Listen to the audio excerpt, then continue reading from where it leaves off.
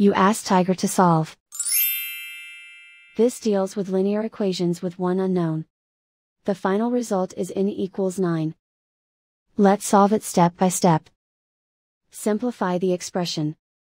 Expand the parentheses. Simplify the arithmetic. Swap sides.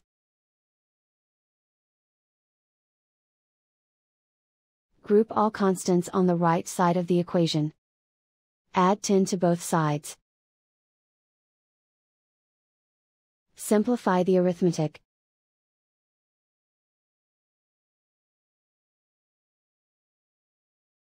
Isolate the n. Divide both sides by 2. Simplify the fraction.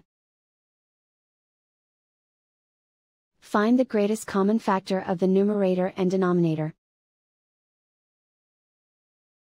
Factor out and cancel the greatest common factor. And so the final result is n equals 9.